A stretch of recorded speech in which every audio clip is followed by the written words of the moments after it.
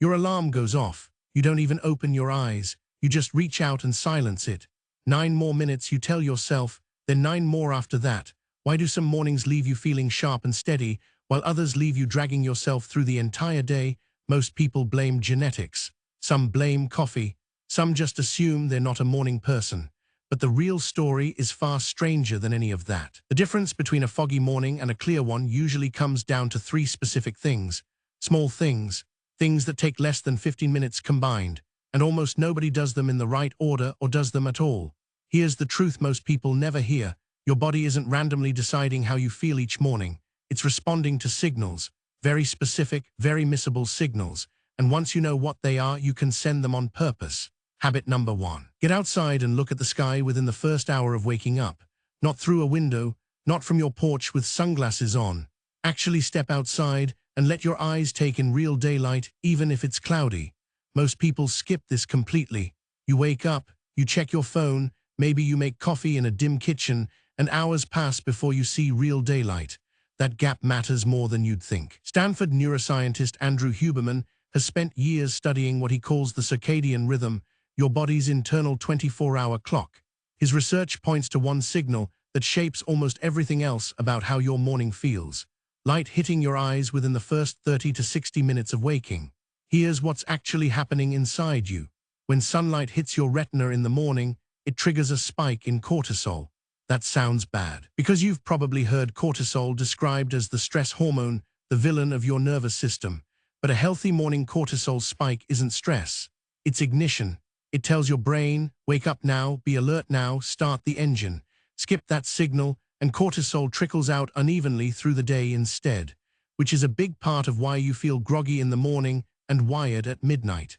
This isn't a fringe idea. Harvard researcher Charles Chasler has spent decades proving how tightly your circadian clock is bound to light, showing that carefully timed light exposure can shift a person's entire internal clock by hours. Your eyes aren't just for seeing. They're wired directly into your brain's master clock. Light doesn't just help you see the morning. It tells your brain what time it actually is. So step 1 is almost embarrassingly simple. Get outside within the first hour of waking. No sunglasses and look toward the sky for 2 to 10 minutes. But here's something most people never hear about.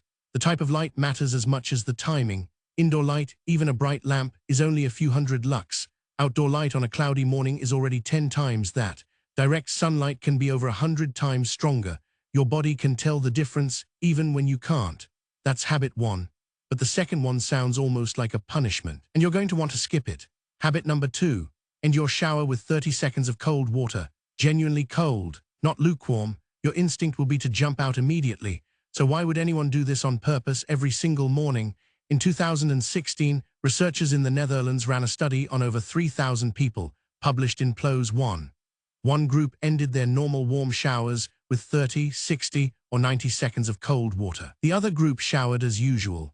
The cold water group reported 29% fewer sick days than the control group, not because cold water kills germs, because of what it does to your internal systems, your inflammation response, your circulation, and your self-reported energy and mood. You've probably heard the name attached to cold exposure. Wim Hof, the Dutch athlete nicknamed the Iceman, who climbed Mount Kilimanjaro in shorts and ran marathons above the Arctic Circle. His method combines breathing with deliberate cold exposure, and while some of the wilder claims around it are still debated, the core science holds up. Brief, controlled cold exposure triggers a surge of norepinephrine, a chemical tied directly to alertness and mood. A 2000 study Hof took part in, later expanded by researchers at Radboud University in the Netherlands, measured norepinephrine spiking several times over baseline.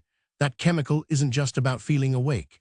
It's part of the same pathway involved in focus, mood regulation, and even the effect of certain antidepressants.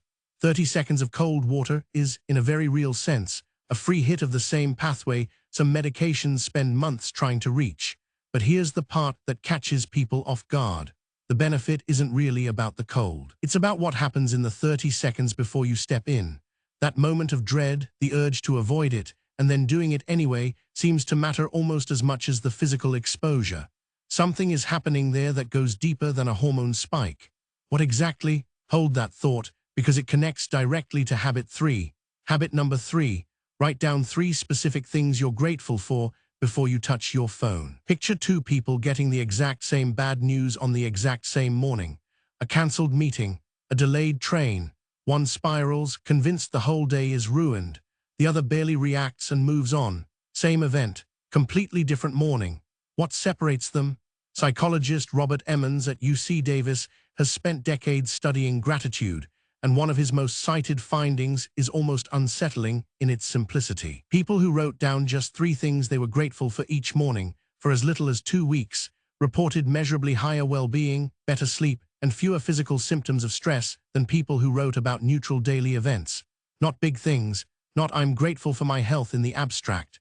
The strongest effects came from small, specific observations: the smell of coffee, a text from a friend, sunlight through a window.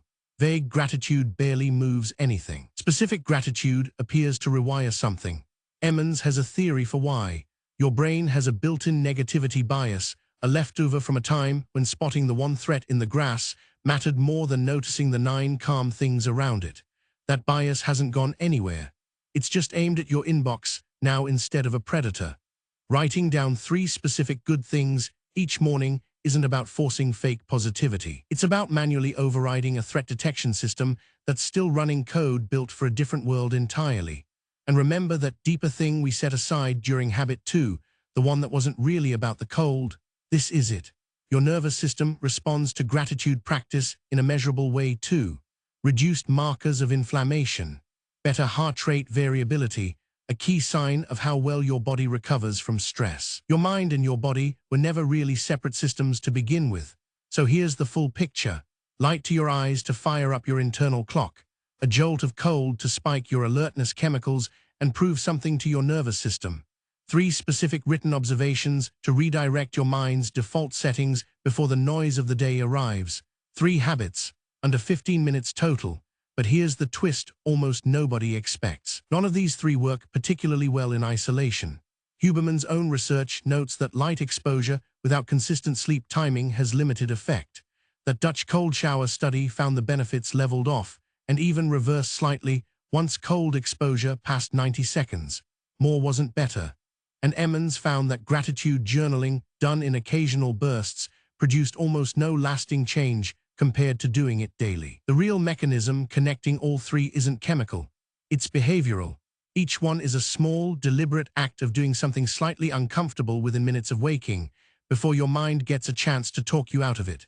Some neuroscientists call this self-efficacy priming, proving to your own nervous system, right at the start of the day, that you follow through on hard things. That proof seems to matter more than any single hormone involved. That's the strange part hiding underneath the biology. The cold water isn't really about the cold. The sunlight isn't really about the light. The gratitude list isn't really about the gratitude. They're all, in their own way, small pieces of evidence, proof repeated daily that you're someone who does what you say you'll do, and that kind of evidence compounds, which brings us to right now. This morning, tomorrow morning, every morning after that. You've probably been told to overhaul your entire life to feel better. New diet, new gym membership, new sleep schedule, all at once. Almost nobody sustains that. It collapses within a few weeks under its own weight.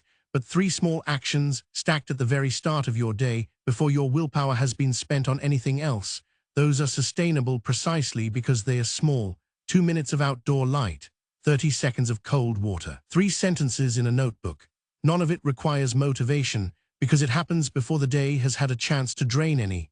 There's a term for this: habit stacking, attaching a new habit directly onto something you already do every single day without fail. Waking up already happens, no matter what. Attach these 3 actions to that one guaranteed moment, and you need no app, no reminder, no motivation. The habit rides on the back of something that was already happening anyway. It also explains why so many resolutions fail by February. They ask for an hour a day, a whole new identity, a new person by Monday. Your nervous system doesn't trust promises that large, but it does notice patterns. 15 minutes, repeated daily, at the same point in the same routine, is exactly the kind of signal your brain learns to trust. Not because it's dramatic, because it's reliable. So pick one, just one, and try it tomorrow morning before you touch your phone. Not next week, tomorrow. Because reading about these habits won't change how you feel. Thinking about them won't either. Doing one of them will. So think back to your alarm going off in the dark, your hand reaching out to silence it without even opening your eyes. It was never about willpower, and it was never about being a morning person or not. It's about giving your body and mind 3 tiny, deliberate signals: light, cold, and gratitude, before the noise of the day gets a vote. Your alarm will still go off in the dark tomorrow, but this time, your hand doesn't have to reach for snooze. It can reach for the curtain instead.